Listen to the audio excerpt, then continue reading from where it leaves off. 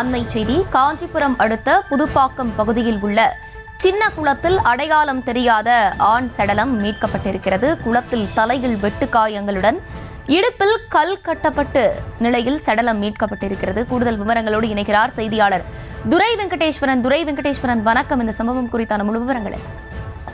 வணக்கம். இந்த காஞ்சிபுரத்தை அடுத்திருக்கக்கூடிய புதுப்பாக்கம் பகுதியில் உள்ள சின்ன குளத்திலே சடலம் ஒன்று நேற்று தெரிவதாக அந்த சடலமானது மீட்கப்பட்டிருந்தது. அந்த சடலத்திலே இடுப்பில் கல் கட்டப்பட்டும் அதே போன்று நெற்றியிலே அந்த வெட்டு காயங்களுடன் அந்த சடலத்திலே இருந்த நிலையிலே உடனடியாக சம்பவ இடத்திற்கு விரைந்து சென்ற போலீசார் அந்த உடலை மீட்டு தொடர்ந்து விசாரணையிலே அழுகை நிலையில் இருந்த உடலை மீட்டிருந்தனர்.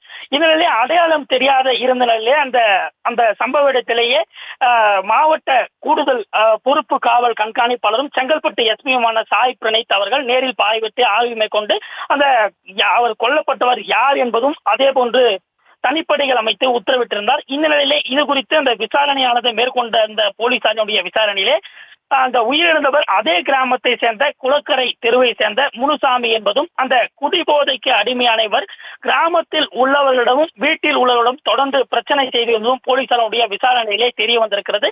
இந்நிலையிலே முனுசாமியினுடைய அதாவது உயிரிழந்த முனுசாமியினுடைய பெற்றோரிடம் போலீசார் நடத்திய விசாரணையிலே முன்னுக்கு பின் மூணாக பேசியதிலே சந்தேகம் எழுந்த போலீசார் அவரது தந்தையிடம் கிடுக்குப்பிடி விசாரணை மேற்கொண்ட நிலையிலே கடந்த செவ்வாய்க்கிழமை அன்று இரவு முனுசாமி அதீத மது போதையிலே வீட்டில் பிரச்சனை செய்ததும் தாய் தந்தையரை தாக்கிய நிலையே அவரது தந்தையான காத்தவராயன் முனுசாமியை கட்டையால் தாக்கியதில் அந்த சம்பவத்திலேயே உயிரிழந்திருக்கிறார். இதனால் அதிர்ச்சி அடைந்த காத்தவராயன் தனது மனைவியின் தம்பியான ராஜேஷ் என்பவருடைய உதவியோடு அந்த குளத்திலே முனுசாமியினுடைய இடுப்பிலே கல் கட்டி போட்டதும் தெரிய வந்திருக்கிறது.